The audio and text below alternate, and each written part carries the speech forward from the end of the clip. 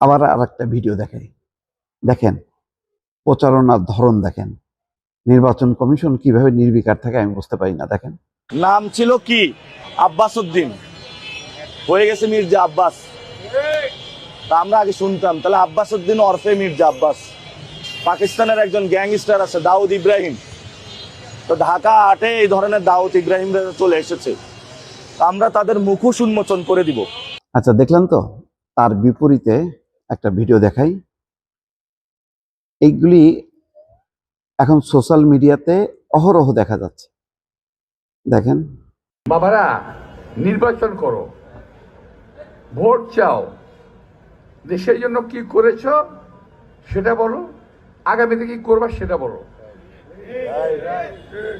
তুমি কোত্থেকে আসছো, কি বিষয় আছে দেখার বিষয় আমার নাই।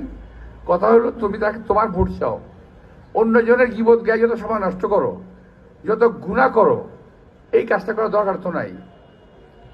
আমি তো নির্বাচন করেছি অন্তত 5 বার কমপক্ষে, আপনারা দেখেছেন। আবার এখানে আপনারা যারা আছেন পুরনো লোক, আপনারা কখনো শুনেছেন যে আমি কারো বিরুদ্ধে কোনো কথা বলেছি? আমি আমার কথা বলেছি, আমি কি করব সেটা বলেছি। এই যে দুইটা বক্তব্য পাশাপাশি শোনালাম, কি বোঝা গেল? বয়সটা শুধু খেয়াল করেন, এটাকে তো আপনি উপেক্ষা করতে পারেন না। হ্যাঁ, আপনি নির্বাচনে আপনিও এমপি প্রার্থী, সবাই এমপি প্রার্থী, ওখানে যদি 10 জন থাকে 10 জনই এমপি প্রার্থী। তারপরও একটা মিনিমাম সৌজন্যতা বা কার্টেসি যেটা বলে সমাজে, সেটাকে আপনি ধ্বংস করে দেবেন?